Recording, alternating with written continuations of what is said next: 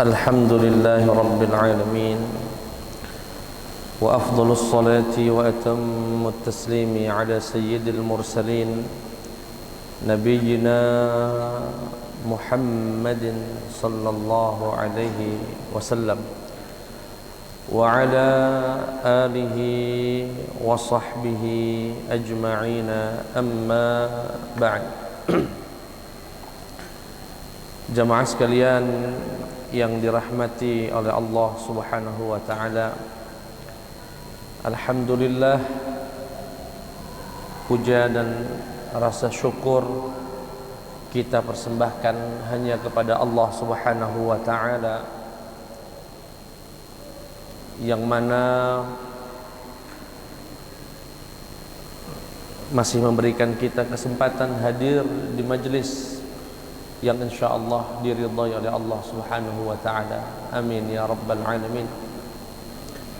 Salawat beriring salam terlimpah curahkan kepada suri tauladan kita Nabi besar Muhammad sallallahu alaihi wasallam. Semoga kita semua mendapatkan syafaatnya yaumal qiyamati. Amin ya rabbal alamin.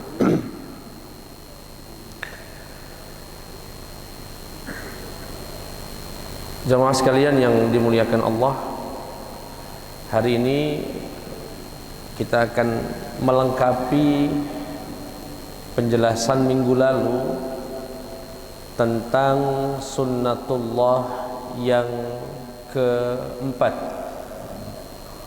Apa bunyi dari sunnatullah yang keempat? Dikatakan tahqiquhu li samarati juhudil amilina fid dunya ayyan kanu. Merupakan sunnatullah, ketetapan Allah. Apa itu? Allah berjanji, Allah mewajibkan atas dirinya sendiri untuk mewujudkan hasil jeripayah dari siapapun yang bekerja, yang berusaha, siapapun dia. Sekali lagi, Allah mau menetapkan, mewajibkan dirinya sendiri bahwasanya saya, kata Allah, pasti akan memberikan hasil dari jeripayah orang yang bekerja, negara yang berusaha, siapapun dia, apakah seorang muslim ataukah seorang non muslim, bahkan orang ateis sekalipun yang tak percaya dengan Allah, yang tak percaya dengan Tuhan, selama dia bekerja, selama dia berusaha, baik personal, ini orang per orang, atau suatu negara atau suatu organisasi, selama dia bekerja keras, cerdas, tuntas, pasti saya wujudkan dan berikan hasilnya di dunia, di dunia. Jadi kalau ada yang bertanya, Pak Ustadz, itu negara bukan negara Islam, itu artinya negara yang tidak menghargai Islam, bahkan mencaci maki Islam. Zina di sana halal, khamar di sana boleh, riba sistemnya sistem riba, ndak kate syariahnya. Tapi kok negaranya maju? Kok negaranya berhasil kuat? Jangan heran dan jangan kebingungan. Jawab saja, ya begitulah sunnatullahnya. Siapapun yang berusaha, siapapun yang bekerja, siapapun yang serius ya dalam mewujudkan cita-citanya, Allah akan wujudkan itu. Allah akan wujudkan. Dan itu sunnatullah yang sudah kita jelaskan beberapa hal pada minggu lalu. Pada hari ini akan kami lengkapi ya penjelasan yang minggu lalu bahwasanya ada perbedaan antara kesuksesan muslim dengan non muslim. Ada perbedaan. Yang pertama, orang non muslim untuk sukses di dunia ini Allah hanya menetapkan satu syarat saja. Bekerja keras saja. Tanpa harus menghormati Allah, nggak perlu. Tanpa harus menaati syariat, nggak perlu. Cukup kerja keras, pasti Allah kasih. Sesuai dengan firman Allah pada minggu lalu dalam surat Hud ayat 15, Allah Subhanahu wa taala berfirman, "Man kana yuridul hayatad dunya wa zinataha nuwaffi ilaihim a'malahum." Siapapun yang menginginkan keberhasilan dunia dan perhiasannya, kami pasti berikan jerih payah dari usahanya. Wa hum fiha la yubkhasun, dan mereka di dunia ini tak sedikit pun dizalimi sama Allah. Mau dia komunis, mau dia ateis, mau dia Buddhis, Hindus, siapapun. Itu syaratnya orang non muslim untuk berhasil, baik personal ataupun negara, cukup dengan kerja keras. Tapi kalau muslim, syaratnya nambah satu: kerja keras dan menaati syariat Allah. Kerja keras dan menaati syariat Allah Subhanahu wa taala. Tidak cukup dengan kerja keras tanpa melibatkan Allah Subhanahu wa taala. Dan Islam pernah mewujudkan kesuksesan itu. Yang saya ceritakan pada minggu lalu, Nabi diutus di Jaziratil Arab bukan semata-mata karena jahiliyahnya. Karena kalau jahiliyah hampir sealam dunia itu jahiliyah galau. Persia jahiliyah, Afrika saat itu jahiliyah, Romawi lebih-lebih. Nabi diutus di Jaziratul Arab, di Arab, karena itu satu-satunya daerah wilayah yang tak punya peradaban dan raja. Nggak ada rajanya. Kabilah.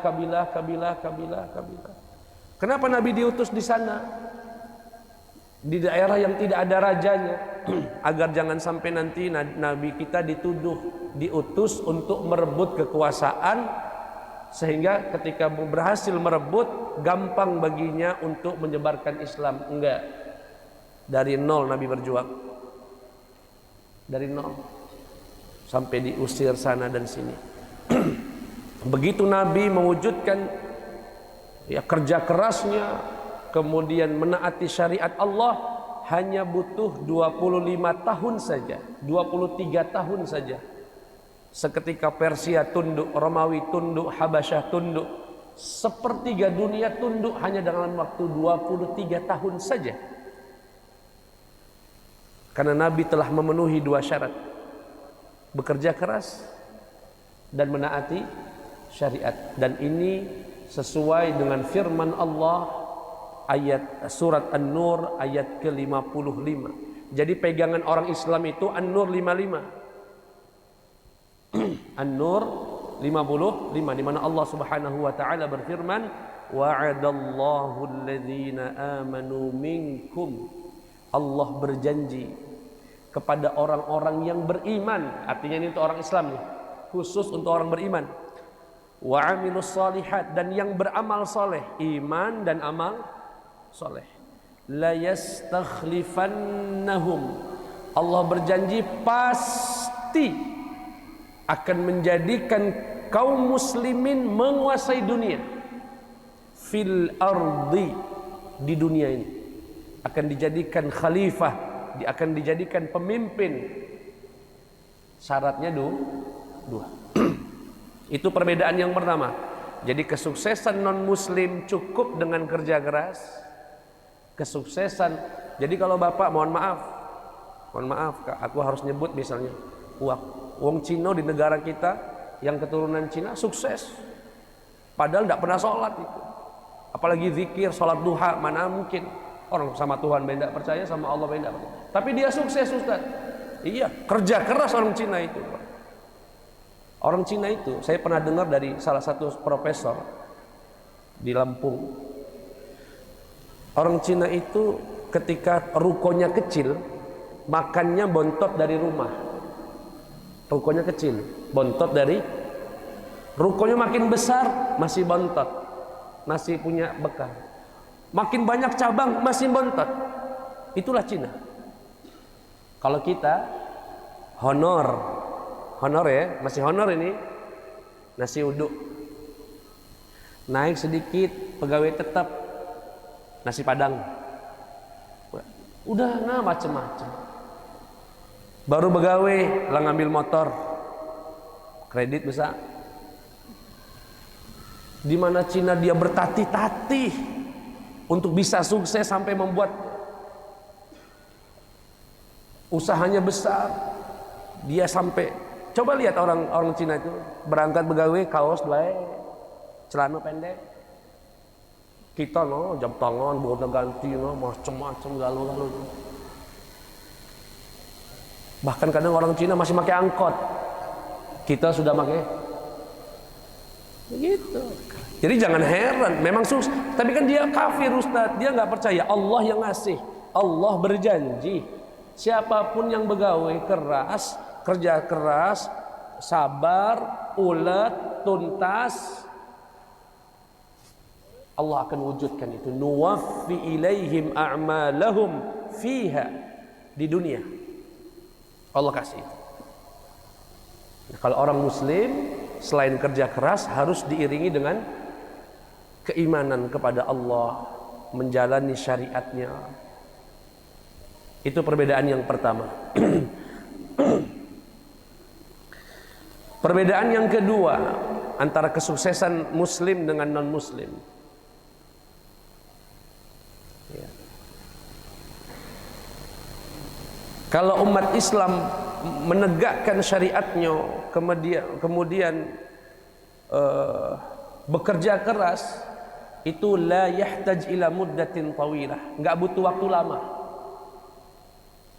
Tapi kalau orang non muslim itu harus butuh waktu lama untuk sukses. Karena dia tidak mengandalkan Tuhan, dia mengandalkan kemampuannya. Maka apa yang dicapai oleh orang Eropa hari ini itu perjuangan panjang yang mereka lakukan. Terus dikembangkan hari demi hari, dikembangkan. Kerja keras lama. Ya, sehingga sebetulnya umat Islam kalau mau sukses dan caranya cepat, kembali ke ajaran yang dibawa oleh Allah dan Rasulnya, ya, kemudian kerja keras, insya Allah. Nabi hanya 23 tahun menguasai Persia dan lain sebagainya. Dari orang yang diusir, ke Taif diusir, di Mekah diusir, pengikut hanya orang-orang lemah di sekitarnya, tapi karena berpegang dengan janji Allah, Allah wujudkan hanya 23 tahun. Makanya dalam ilmu sejarah, keberhasilan Nabi Muhammad itu diistilahkan dengan lughzut tarikh, teka-teki sejarah yang tidak bisa diungkap oleh ahli sejarah. Kok bisa ada peradaban dibangun hanya 23 tahun? Sampai hari ini bekasnya masih ada. Bukan bekas lagi. Sampai hari ini perjuangan Nabi yang 23 tahun masih hidup. Aristoteles, mana hasil pemikirannya? Tidak tersisa. Karl Marx, mana hasilnya? Mana penerus-penerusnya? Tidak ada. Tapi Nabi Muhammad sampai hari ini, umatnya di seluruh penjuru dunia masih berbangga menjadi umat Nabi Muhammad sallallahu alaihi wasallam. Sehingga orang-orang itu tak tahu jawabannya, kok bisa ya? Disebut dengan lughzut tarikh, teka-teki yang tak terjawab. Padahal jawabannya gampang. Hud, surat Nur ayat 55. Allah berjanji, orang Islam, umat Islam yang berpegang teguh dengan ajaran agamanya dan kerja keras akan sampai pada cita-citanya, akan sampai pada wujud. Itu yang kedua.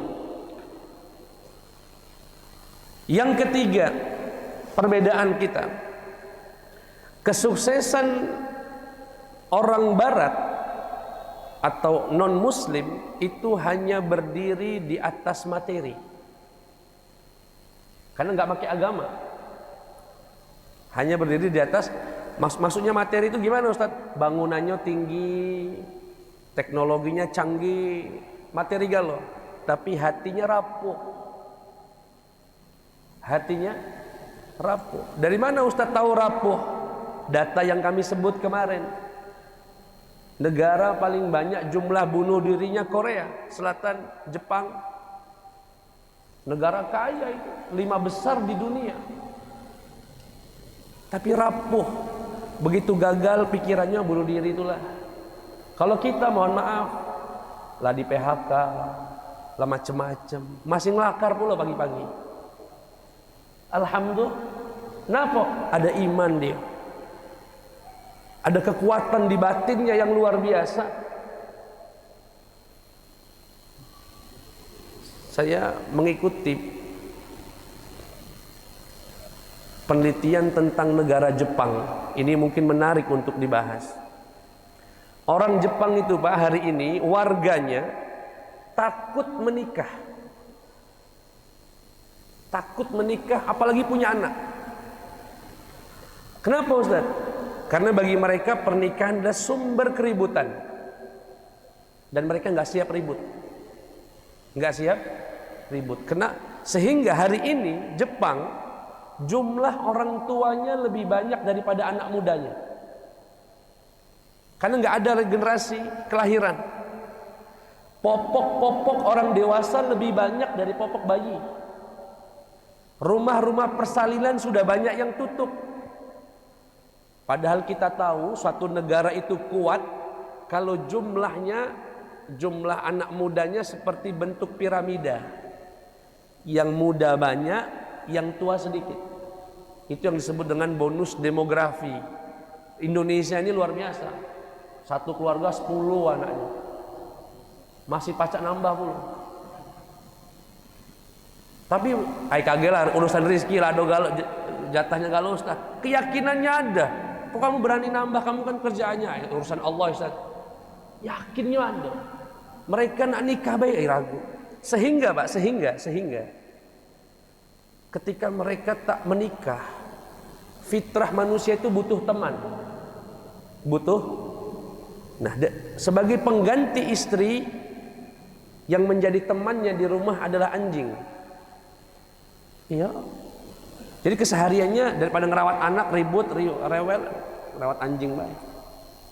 Sehingga bahkan sekarang ini trennya pakaian anjing, kuburan anjing, snack anjing. Dan itu hampir mau mempengaruhi Indonesia. Ada sebagian artis pengen jadi boneka bayi anaknya. Bahkan sekarang yang lagi viral, saya sebutkan dalam kesempatan ini, 2 anak pasangan muda yang tinggal di Jerman, yang menyebut namanya dengan gerakan child free, menikah tanpa punya anak adalah syarat untuk awet muda. Mohon maaf kata orang Palembang, lolo. Iya, itu bahaya sekali itu. Muslim lagi. Kalau itu pilihan hidup dia, tidak pengen punya anak, hak dia. Tapi dia mempromosikannya jadi masalah. Apakah dia tidak sadar dia itu juga anak dari mak ibunya? Dia itu tidak ada kalau mak ibunya juga punya pikiran yang sama dengan dia. Itu lagi viral itu Pak, lagi banyak dipromosikan. Udah kita nikah, cukup berhubungan badan baik, nggak perlu punya anak. Kenapa? Anak itu bikin kita pusing, nggak tidur malam, kaget, ada sesar pulo, macam-macam. Padahal kita, Nabi Muhammad itu berbangga kalau umatnya banyak. Ana mukatsiru bikumul umam. Aku bangga kalau umatku banyak. Ya. Makanya satu keluarga pacak tim sepak bola Indonesia 11. Ya. Dan lain sebagainya. Kenapa? Karena kesuksesan Barat, kesuksesan non-Muslim berdiri di atas satu hal, materi saja. Mereka tak punya kehadiran Tuhan, syariat dalam hidupnya. Batinnya kosong.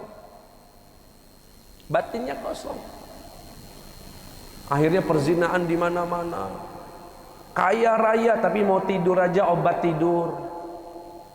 Kita, Bapak nak tidur obat tidur apa? Ayo Ustaz. Duduk baik kali pacak tidur.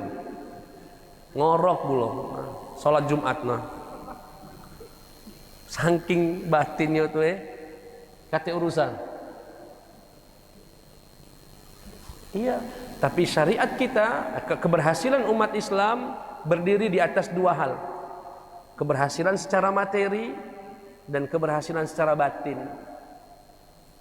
Keberhasilan secara batin, perhatikan Pak, saya baca buku seorang ulama ahli falak yang pertama kali menghitung tanggal, bagaimana cara menghitung kalender, bagaimana cara membuat jam tangan.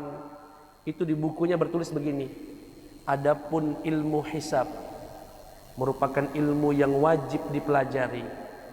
Ilmu falak itu Pak, menghitung, karena dengannya kita tahu kapan kita harus sholat kepada Allah, kapan kita harus puasa. Artinya apa? Kemajuan dia itu dalam rangka beribadah kepada Allah, selalu beriringan. Buat jam itu bukan untuk style. Kalau orang barat buat ini hanya sebatas style, akhirnya unjuk harga, lomba harga. Kalau kita punya ini agar kita tahu kapan kita nyembah Allah, kapan kita sholat. Kita punya kalender di rumah dengan segala sistem yang modern, alarm, itu biar kita tepat waktu menyembah Allah, sholat. Artinya apa? Kemajuan yang kita bangun umat Islam itu kemajuan yang materi dalam rangka untuk menyembah Allah Subhanahu wa taala. Semuanya. Dibuatkan pesawat misalnya. Tahu siapa penemu pesawat pertama? Bukan orang barat, orang muslim yang dulu sampai dituduh orang gila karena dia terbang dari menara masjid Turjun menggunakan sayap buatan dia. Ibnu Firnas namanya. Apa tujuan dia membuat itu? Agar orang kalau mau bertujuan ibadah ke Mekah, kemana, bisa cepat, tidak perlu melakukan perjalanan jauh. Apa artinya? Tujuan-tujuan kemajuan umat Islam itu berujung pada ingin menghamba kepada Allah Subhanahu wa taala, ingin beribadah. Artinya apa? Peradaban, kemajuan yang ingin dibangun oleh umat Islam tidak semata-mata materi yang bertambah, tidak, melainkan materi yang bertambah dalam rangka untuk beribadah kepada Allah, sehingga lahir batinnya kuat. Itu perbedaan yang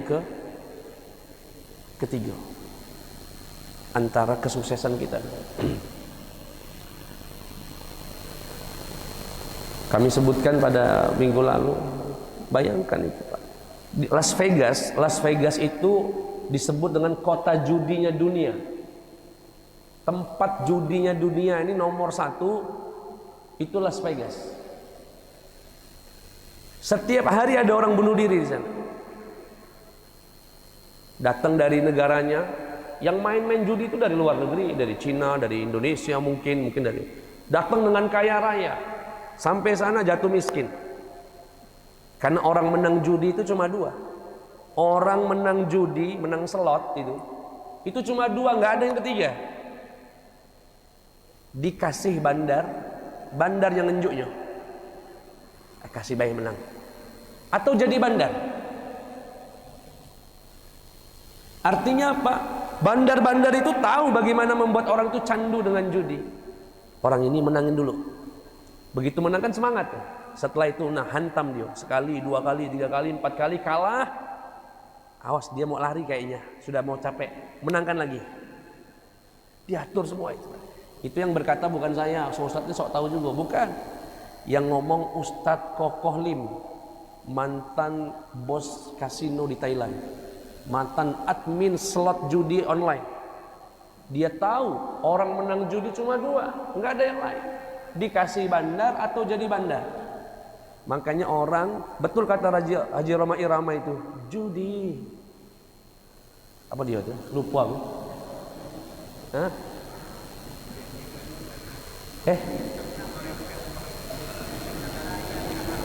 Menjanjikan kemenangan, bohong nggak lo itu?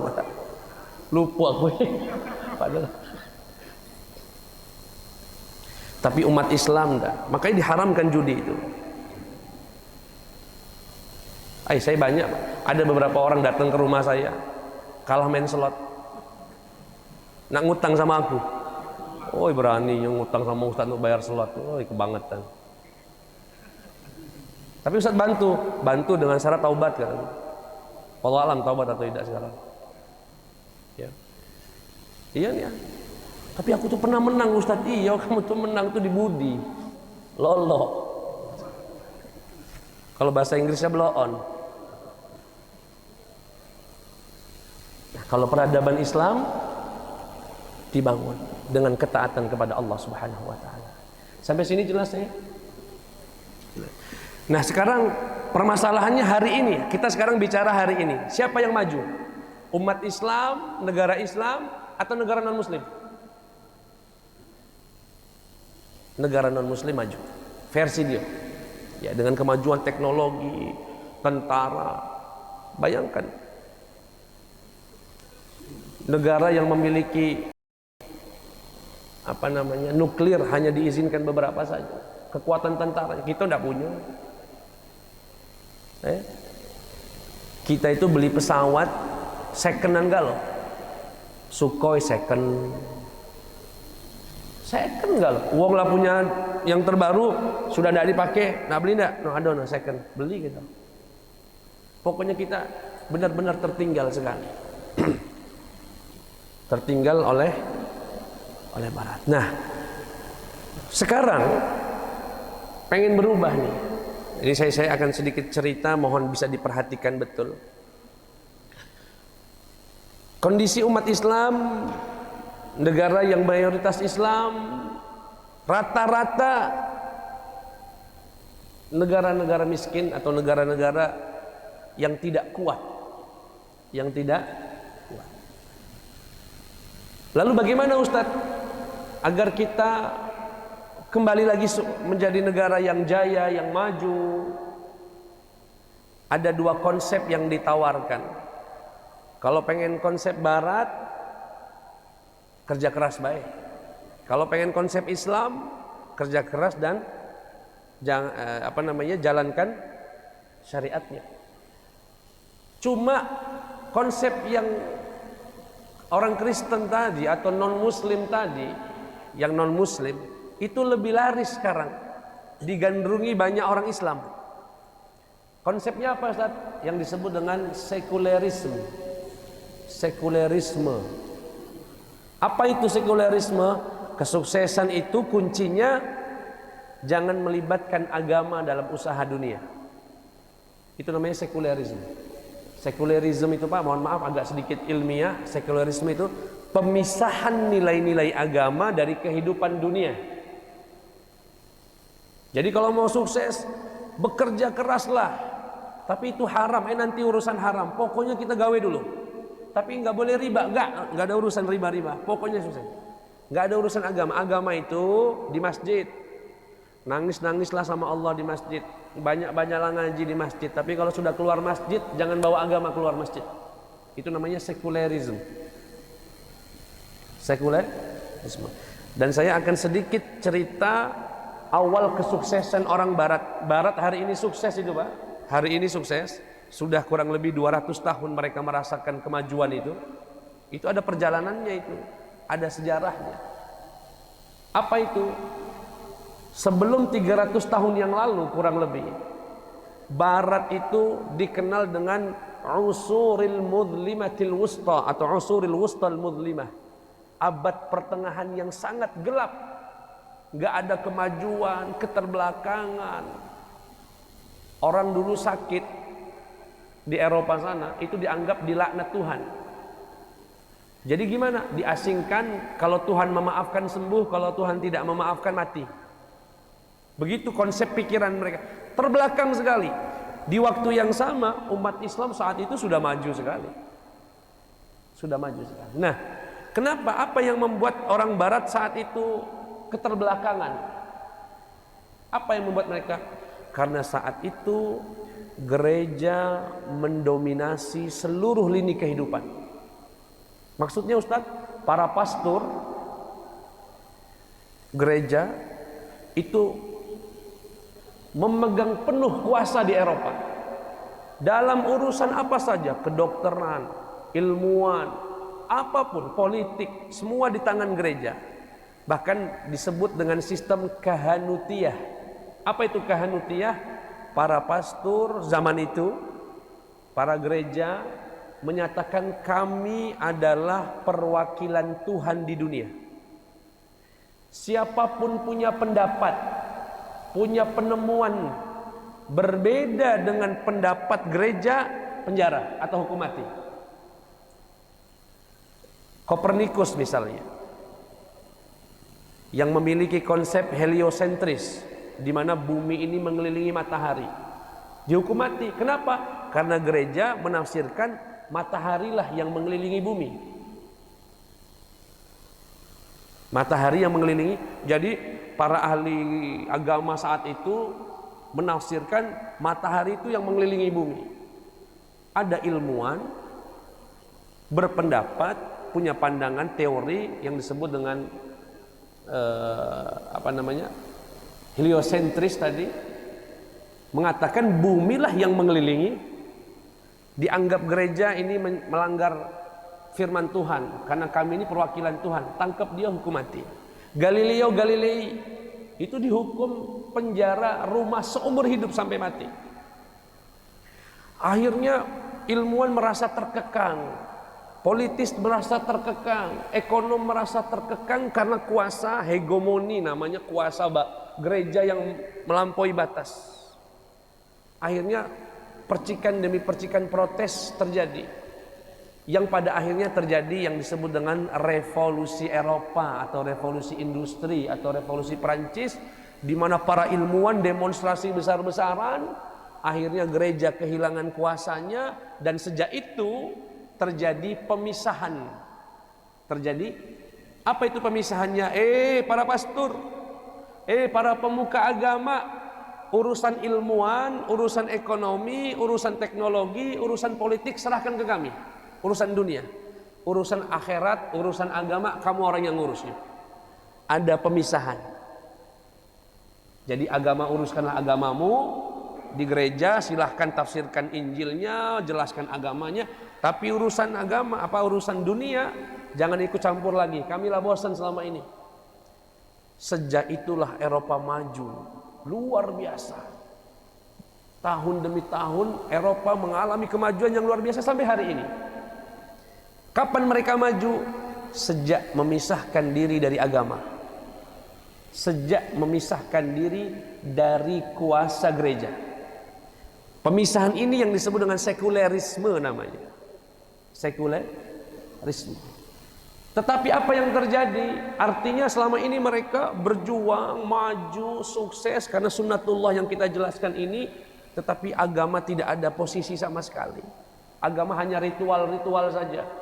Akhirnya apa? Sekarang ketika gereja sudah kehilangan kuasa, datang masyarakatnya, kami minta nikah sesama jenis diresmikan di gereja. Lajulah, sudah nggak punya kuasa lagi. Kami minta nikah sama perempuan boleh, laju, diresmikannya di gereja karena tak punya kuasa. Dan sejak itu Eropa maju, tapi dari sisi materi, dan mereka kehilangan agama. Setelah 200 tahun, 300 tahun mereka merasakan kemajuan, hari ini baru sadar. Sudah mulai sadar ini, rupanya materi tak cukup untuk membuat bahagia. Gersang hidupnya, hanya bertambah gaji, bertambah bangunan, teknologi, tapi tidak ada agamanya. Hari ini orang Eropa sedang sibuk mencari pelarian, mencari agama. Dan agama yang paling yang paling diterima hari ini adalah Islam. Maka jumlah populasi Islam di Eropa bertambah. Kenapa? Untuk mengisi kekosongan hati. Ada orang Islam, tokoh politik, belajarnya di barat mungkin, pulang ke Indonesia, pulang ke negara Islam di Timur Tengah, berkata, kita ini terlambat, kita ini keterbelakangan karena terlalu taat sama Tuhan. Karena terlalu taat. Lihat Eropa, begitu mereka meninggalkan gereja, sukses. Jadi kalau orang Islam mau sukses kayak Eropa, tinggalkan masjid, tinggalkan ulamanya. Iya juga, betul kan? Eropa kan maju karena meninggalkan gerejanya. Nah, kita ini baru mau mulai agar sukses seperti Eropa, meninggalkan agama. Itulah sekulerisme mau dibawa ke negara-negara Islam, ditawarkan.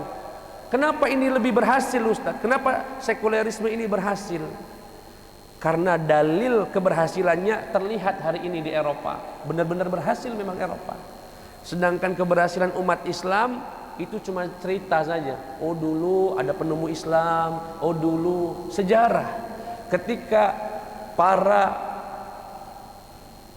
pejuang sekulerisme menawarkan pemahaman itu agar umat Islam meninggalkan agamanya, berdalih, lihat Eropa, oh iya ya, ada dalilnya, ada bukti keberhasilannya. Begitu Ustadz misalnya, jangan ikuti itu, kita harus berpegang teguh dengan agama, karena dengan teguh agama dulu kita sukses. Nah dulu mereka nggak merasakan itu. Sejarah bisa benar bisa enggak, kata orang. Sehingga yang memperjuangkan syariat itu berat betul, karena buktinya nggak ada di lapangan. Sedangkan yang memperjuangkan sekuler cepat diterima karena ada buktinya. Jingokna Eropa, jingokna Amerika, jingokna ini, ada buktinya. Sampai sini jelas kurang lebih ya? Ada orang Islam, ngakunya Islam, mau membawa pemahaman sekuler. Apa itu sekulerisme maksudnya? Ya silakan aja sih umat Islam, rajinlah di masjid, nangis-nangis sama Allah, baca Quran, silakan. Mereka nggak bakal usil itu. Tapi begitu keluar masjid, mau ekonomi, nak dagang, nak berkantor, riba laju. Ya, riba laju, politik uang laju. Apa baik? Kenapa? Tuhan hanya ada di masjid, tak ada di dunia, tak ada di luar masjid. Berapa banyak orang yang sholat di masjid rajin, tapi di luar pakai rentenir, pakai sistem barat. Nah ini kita ini terlambat. Orang sekarang padahal orang barat udah mulai sadar itu butuh agama. Nah Pak Ustadz, lalu apa bedanya antara ulama Islam dengan ulama barat tadi? Kan kalau di barat tadi ulamanya menguasai, gerejanya menguasai, sehingga ilmuwan tidak bisa berkembang dan macam-macam. Sehingga hal itu mau diterapkan di komunitas Islam dengan meninggalkan ulama. Enggak Pak, kami para ulama tidak pernah mengatakan kami ini perwakilan Tuhan di bumi, enggak pernah. Ustadz di dalam Islam bisa salah bisa benar. Kalau salah silakan dinasehati, diluruskan. Enggak ada itu ulama dalam Islam mengaku perwakilan Tuhan, tidak boleh diprotes, tidak ada. Kita fair, bahkan Islam menganjurkan bertanya kepada ahlinya. Artinya ketika bertanya kepada ustadz dan ustadz nggak paham itu tentang kedokteran, tanyanya ke dokter. Kalau dulu gereja, para ahli agama gereja, urusan dokter dia yang jawab, urusan politik dia yang jawab, ilmuwan teknologi dia yang jawab. Kalau kami umat ulama Islam enggak, ditanya tentang astronomi enggak bisa jawab, tanya baik ahlinya. Fas'alu ahla dzikri in kuntum la ta'lamun, tanyalah ahlinya jika kamu tidak. Sampai sini jelas Pak ya? Nah sekarang ini kita Pak umat Islam sedang ditawarkan dua konsep, konsep sekulerisme, konsep Islam. Sekulerisme lebih banyak diterima, lebih mudah diterima karena buktinya terasa hari ini. Teknologi punya barat, kemajuan medis punya barat, astronomi punya barat, ada buktinya. Sedangkan kami yang memperjuangkan dan menawarkan konsep Islam tak banyak bisa berkutik karena kami bercerita sejarah. Oh dulu begini penemunya begini. Tetapi bagi orang yang beriman, dia yakin syariat Islam, agama Allah Subhanahu wa taala bukan semata-mata untuk kebahagiaan dunia akhirat saja, tapi juga untuk kebahagiaan dunia, untuk keberhasilan dunia Rabbana atina fid dunya hasanah wa fil akhirati hasanah. Kita peradaban yang bangun atas dua pondasi. Dan kata Profesor Dr. Muhanna, ini penasehatnya Syekhul Azhar, ya, Grand Syekhnya Azhar. Peradaban yang berdiri di atas materi tidak akan lama. Sedangkan peradaban yang berdiri di atas materi dan maknawi akan bertahan lama. Eropa, kemajuan barat hari ini nggak akan lama. Sekarang sudah 200 tahun. Kita tinggal tunggu saja.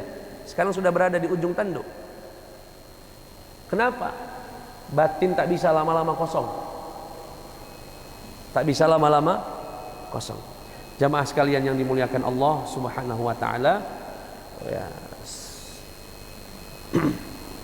semoga bisa dipahami dan dimengerti intinya dari sunatullah ini. Bapak Ibu jangan kaget, jangan heran ada negara yang tidak menghormati agama misalnya, bahkan mencaci agama, tidak menaati agama, sukses karena mereka kerja keras dan Allah berjanji akan mewujudkan kesuksesan itu. Jadi jangan dikait-kaitkan sehingga menjadi alasan, udah sih LGBT dihalalin aja, insya Allah aman-aman aja kok Indonesia. Itu barat aman-aman aja. Salah. Ya, itu barat malah sukses gara-gara enggak. Itu salah. Ya. Sekali lagi, kalau untuk umat Islam harus kerja keras dan taat kepada Allah Subhanahu wa taala. Itu saja yang bisa kami sampaikan. Minggu depan kita lanjutkan ke sunatullah yang berikutnya. Subhanakallahumma wa bihamdika asyhadu an la ilaha illa anta astaghfiruka wa atubu ilaih. Wassalamu alaikum warahmatullahi wabarakatuh.